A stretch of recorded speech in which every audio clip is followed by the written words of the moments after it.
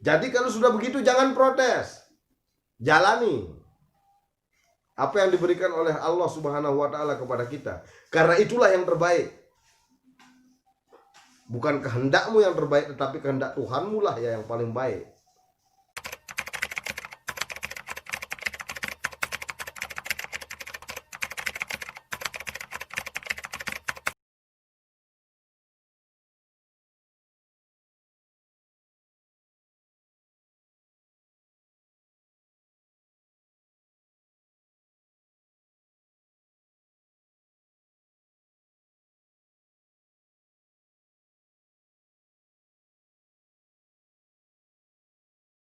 Bismillahirrahmanirrahim. Assalamualaikum warahmatullahi wabarakatuh. Berjumpa lagi bersama saya di KDA Channel Kebenaran Dunia Akhirat. Saudaraku sekalian, sebelum kita mulai untuk membaca atau menerjemahkan kitab ini, maka ada baiknya terlebih dahulu kita memohon kepada Allah agar kita diberikan atau dibukakan pintu ilmu yang seluas-luasnya, agar apa yang saya sampaikan kali ini bisa benar-benar kita pahami bersama, baik Anda maupun saya sendiri. Siril Fatihah. Bismillahirrahmanirrahim. Alhamdulillahirabbil alamin. Arrahmanirrahim. Maliki yaumiddin. Iyyaka na'budu wa iyyaka nasta'in. Ihdinas siratal mustaqim, siratal ladzina an'amta 'alaihim ghairil maghdubi 'alaihim waladdallin. Bismillahirrahmanirrahim. Ini suatu pasal pada menyatakan kelebihan semata-mata pekir dan menyatakan kelebihan pekir yang tertentu yang reda mereka itu akan kepapaan itu. Jadi ini suatu pasal pada menyatakan orang yang reda apabila diberikan kepapaan atau ketiadaan atau kemiskinan oleh Allah Subhanahu wa taala. Jadi dia tidak mengeluh kepada Allah Subhanahu wa taala. Bukan berarti kita harus pekir. Tetapi ini lebih pada menyatakan kalau kita harus reda dengan apa yang diberikan oleh Allah Subhanahu wa taala di dalam hidup kita. Kalau memang kita diberikan harta yang berlimpah oleh Allah Subhanahu wa taala, harus kita syukuri dan kita redai juga. Tetapi jangan lupa, dengan harta itu kita harus menyalurkannya kepada orang yang betul-betul mempunyai hak di sana, atau fakir miskin yang memang mempunyai hak di dalam harta tersebut. Dan apabila suatu saat kita diberikan miskin oleh Allah Subhanahu wa taala atau papa di dalam kehidupan ini, maka kita harus ikhlas menjalaninya dan reda dengan segala kadar Allah Subhanahu wa taala. Sebab apa? Apabila kita tidak reda dengan kadar dan kadar Allah Subhanahu wa taala, maka bahwasanya kita belum termasuk orang-orang yang benar-benar melakukan rukun iman yang keenam, yaitu untung baik dan untung jahat datangnya daripada Allah Subhanahu wa taala. Yang dimaksud untung baik di sini adalah apa yang kita senang-senangi, seperti kaya, banyak uang. Itu namanya untung baik atau hal-hal menyenangkan lainnya. Dan apa yang dinamakan untung jahat di sini, yaitu barang-barang yang kurang kita sukai, seperti miskin, tidak punya apa-apa, atau barang-barang yang tidak berkenan di hati kita.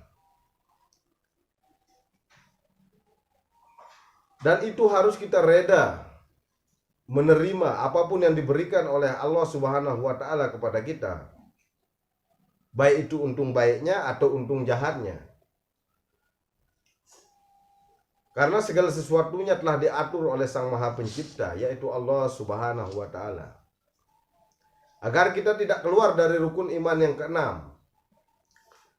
Dan yang memadai mereka itu akan rezeki yang dibagikan Allah taala bagi mereka itu, dan benar-benar memadai rezeki yang didapatkan di dalam dirinya. Kadang-kadang orang yang mempunyai kelebihan rezeki dapat 1.000 rupiah, belum tentu mereka merasa puas. Belum tentu mereka merasa bahagia. Kadang-kadang itu masih iri melihat orang lain yang mendapatkan rezeki lebih banyak daripada itu. Tapi orang yang benar-benar reda, walaupun tidak diberikan makan hari ini oleh Allah Subhanahu wa taala, maka jangan pernah mengeluh kepada Allah Subhanahu wa taala. Karena bahwasanya kalau Allah Subhanahu wa taala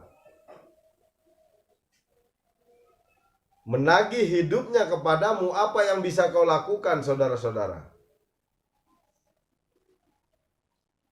Kau bernapas, kau berbicara, kau mendengarkan, kau melihat, kau mencita dengan hatimu, semuanya milik Allah. Jangan sampai baru tidak dikasih makan satu hari oleh Allah Subhanahu wa taala kita sudah mengeluh. Kita mengatakan Allah tidak adil lah atau segala macam lah. Itu tidak benar, saudaraku. Jangan sampai Allah Subhanahu wa taala murka kepada kita dengan hal yang demikian itu.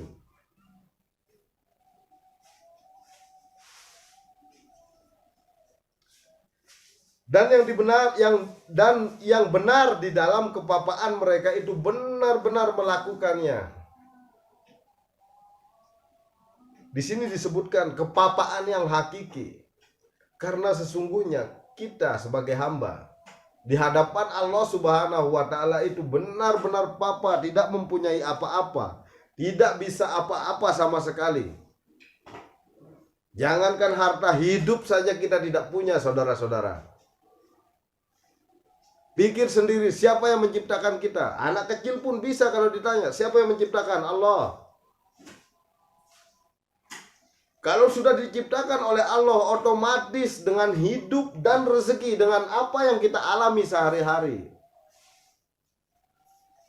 Jadi kalau sudah begitu jangan protes. Jalani apa yang diberikan oleh Allah Subhanahu wa taala kepada kita. Karena itulah yang terbaik. Bukan kehendakmu yang terbaik, tetapi kehendak Tuhanmu lah ya yang paling baik. Karena kau bisa berkehendak pun dengan kehendak Tuhanmu, dengan kudrat dan iradat Allah Subhanahu wa taala. Jadi jangan main-main dengan hidup ini.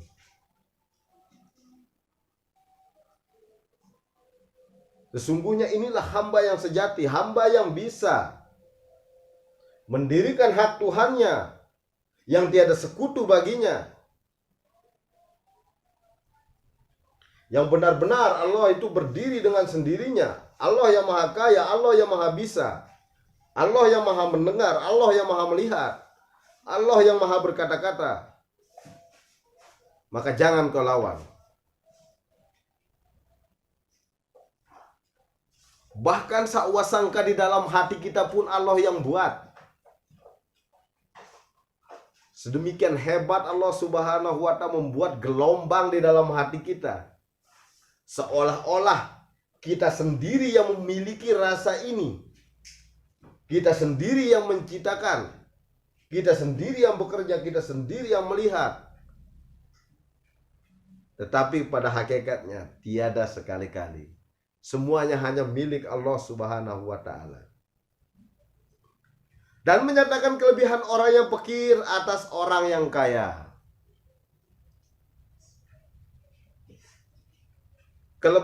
Di sini juga menyatakan kelebihan orang yang miskin daripada orang yang kaya. Tetapi jangan kita sampai salah kaprah. Orang yang miskin yang bagaimana dan orang yang kaya yang bagaimana. Orang yang kaya yang tidak membelanjakan harta kekayaannya di jalan Allah.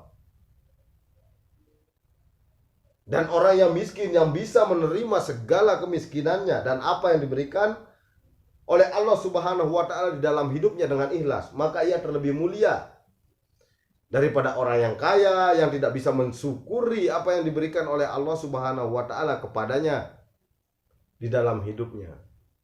Maka apabila kita diberikan kaya harta oleh Allah Subhanahu wa taala, syukuri dan jalankan harta kekayaan yang diberikan oleh Allah Subhanahu wa taala di jalan Allah Subhanahu wa taala. Contohnya seperti apa? Memberikan kepada fakir miskin. Cari saudara-saudara kita yang membutuhkan, berikan. Karena dunia ini hanya persinggahan sementara, hanya sekejap, saudara-saudara. Bahkan kita hidup di dunia ini seperti hial dan waham, seperti hayalan.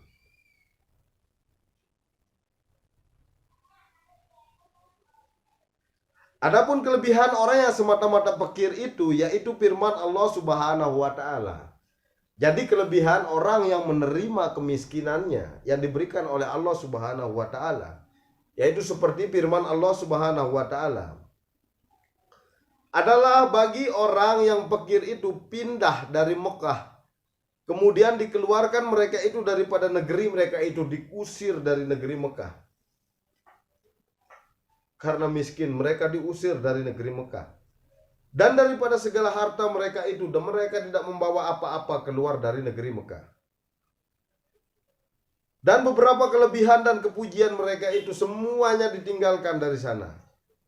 Dan lagi firman Allah Subhanahu wa Ta'ala, beberapa kelebihan dan kepujian bagi orang yang fakir yang disampaikan mereka itu di dalam menjalani jalan tarekat, yang menyampaikan kepada Allah Subhanahu wa Ta'ala.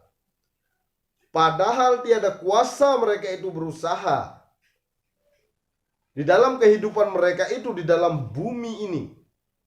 Nah, di sini perlu saya jelaskan. Kata-kata tiada kuasa mereka berusaha di dalam bumi ini, di dalam dunia ini untuk menjalani kehidupan mereka. Itu artinya mereka tidak kuasa, mereka tidak melakukan semua perbuatan itu dengan sendirinya. Tetapi semata-mata mereka telah memandang bahwa segala perbuatan yang mereka lakukan semuanya atas izin Allah Subhanahu wa Ta'ala, atas kudrat dan iradat Allah Subhanahu wa Ta'ala. Dan lagi sabda Nabi Shallallahu Alaihi Wasallam, siapa manusia yang terlebih baik, kata para sahabat bagi baginda Rasulullah Shallallahu Alaihi Wasallam, ya Rasulullah, siapakah manusia yang terlebih baik? Maka sembah mereka itu. Rasulullah bersabda bagi sahabatnya. Rasulullah bertanya bagi sahabatnya, siapa manusia yang terlebih baik? Begitu tanya beliau kepada sahabat-sahabatnya. Maka sembah para sahabatnya, mereka yaitu orang yang kaya, yang memberikan akan hak Ta'ala di dalam dirinya, di dalam hartanya. Oh, orang-orang yang kaya yang memberikan hartanya di jalan Allah Subhanahu wa Ta'ala. Begitulah jawab para sahabat Rasulullah Sallallahu Alaihi Wasallam. Maka sabdanya, inilah yang sebaik-baik laki-laki, dan bukan dengan dia orang yang aku tanyakan daripadanya itu. Laki-laki ini memang baik, begitu sabda Rasulullah, tapi bukan itu yang aku maksudkan. Lalu sembah mereka pula, lalu bertanya lagi mereka, siapa yang terlebih baik daripada manusia itu ya Rasulullah? Kalau itu bukan yang terbaik, maka siapa yang terbaik ya Rasulullah? Tanya para sahabat. Maka sabdanya, orang yang terlebih baik daripada segala manusia itu, yaitu orang yang fakir,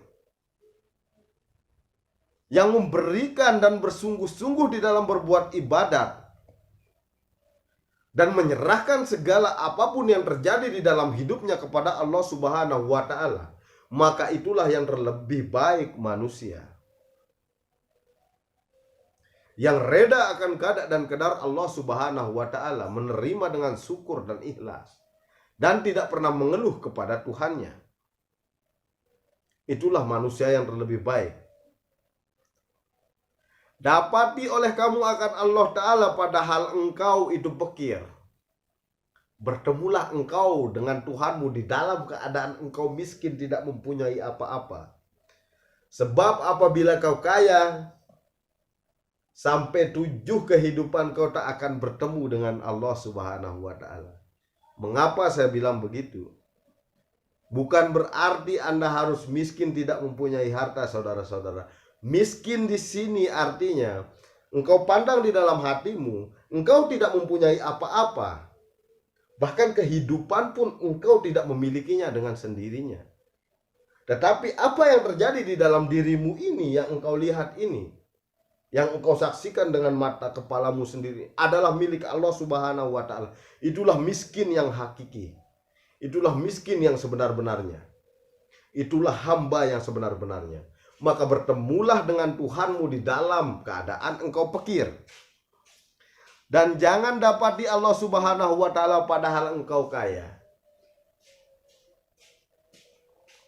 Dan lagi sabda Nabi Shallallahu Alaihi Wasallam, bahwasanya Allah Ta'ala itu kasih akan orang yang fakir, yang tiada minta-minta kepada orang. Allah Subhanahu wa Ta'ala itu sangat mengasihi orang yang miskin tetapi tidak meminta-minta kepada orang lain. Lagi banyak anaknya. Kenapa Allah Subhanahu wa Ta'ala kasih akan orang yang seperti itu? Karena logikanya kalau banyak anak itu berarti besar kesusahan. Sudah miskin, banyak anak, tapi reda dan ikhlas menjalani kehidupannya, menerima keadaan dan kedar Allah Subhanahu wa Ta'ala di dalam kemiskinannya. Dan sabda Nabi Shallallahu Alaihi Wasallam, masuk segala fakir umatku itu ke dalam surga dahulu daripada orang yang kaya. Terlebih dulu umatku yang miskin itu masuk surga daripada yang kaya. Perbandingan mereka itu 500 tahun. 500 tahun itu lama, saudara-saudara. Perbandingannya. Tapi sekali lagi saya jelaskan di sini, saya tekankan, miskin di sini, papa di sini bukan berarti Anda harus miskin harta. Bukan itu yang dimaksudkan. Miskin di sini di hadapan Tuhanmu. Jangan ada duniamu di hadapan Tuhan. Kalau mau berhadapan dengan Allah Subhanahu, kalau mau bertemu dengan Allah Subhanahu wa Ta'ala, hilangkan duniamu. Walaupun engkau sedang memegangnya, tapi jangan engkau sentuh. Pegang tangan dengan tanganmu, tapi jangan sentuh dengan hatimu. Peluk dengan tanganmu, jangan masukkan ke dalam hatimu.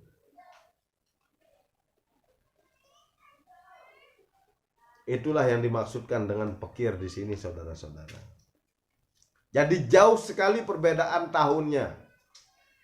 Dimasukkan ke dalam surga, yang fakir masuk setelah 500 tahun, yang fakir itu masuk, baru yang kaya masuk surga.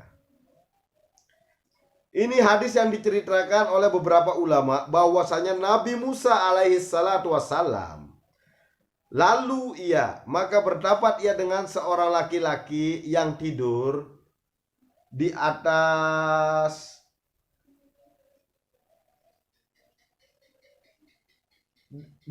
debu. Pada waktu itu Nabi Musa sedang berjalan, lalu bertemu ia dengan seorang laki-laki yang tidur di atas debu. Di bawah kepalanya itu sekerat tanah yang dikeringkan. Jadi tanah yang kering itu, yang sudah mengeras itu yang dibuat sebagai bantal oleh seorang laki-laki ini yang ditemui oleh Nabi Musa alaihi salatu wassalam. Dan adalah mukanya dan jenggotnya itu di dalam debu. Semuanya berdebu, wajahnya berdebu, jenggotnya berdebu, karena ia tidur pun di atas debu, di atas tanah, tidak beralaskan apa-apa. Dan dia tidak memakai baju dan tidak memakai celana. Maka berkata Nabi Musa, "Hei Tuhanku." Setelah melihat pria itu, maka Nabi Musa berkata, "Hei Tuhanku, hambamu ini di dalam dunia hilang kemuliaannya. Ya Allah, ya Tuhanku, sesungguhnya hambamu ini di dalam dunia ini telah hilang kemuliaannya. Tidak memiliki kemuliaan di dalam dunia." Maka bertitah Allah Subhanahu wa Ta'ala kepada Nabi Musa itu. Maka berfirman Allah Subhanahu wa Ta'ala kepada Nabi Musa, "Hei Musa, tiadakah engkau ketahui bahwasanya aku apabila aku melihat kepada hambaku dengan mukaku, niscaya sekaliannya aku jauhkan daripadanya. Apabila aku telah melihat hambaku dengan mukaku, dengan wajahku, begitu firman Allah kepada Nabi Musa, maka aku hilangkan segala yang lainnya daripada muka hambaku tersebut, sehingga ia tidak bisa berpaling dariku. Di dalam dunia ini sekalian, dunia ini telah tidak dilihat oleh hambaku tersebut. Dan lagi sabda Nabi Shallallahu Alaihi Wasallam, bahwasanya adalah bagiku dua kepandaian, maka barang siapa kasih akan keduanya itu, maka sesungguhnya kasih ia akan aku. Dan barang siapa benci ia akan keduanya, maka sesungguhnya telah benci ia akan aku. Maka yang aku maksudkan itu adalah pekir dan perang sabil. Pekirnya telah saya jelaskan tadi, perang sabilnya yaitu perang bukan semata-mata kita perang melawan kafir Quraisy atau manusia begitu. Bukan semata-mata seperti itu yang dinamakan perang sabil, saudara-saudara. Tetapi perang yang sesungguhnya adalah perang melawan dirimu sendiri, melawan nafsumu sendiri. Itulah yang dimaksudkan oleh Rasulullah Shallallahu Alaihi Wasallam. Demikian dulu penjelasan tentang pekir, hakikat kepapaan di hadapan Allah Subhanahu Wa Taala kali ini. Semoga apa yang saya sampaikan bisa memberi manfaat bagi kita semua dan bisa kita pahami dengan benar-benar, dengan sebenar-benar pemahaman. Demikian, kurang lebihnya saya mohon maaf. Wabillahi taufiq wal hidayah. Wassalamualaikum warahmatullahi wabarakatuh.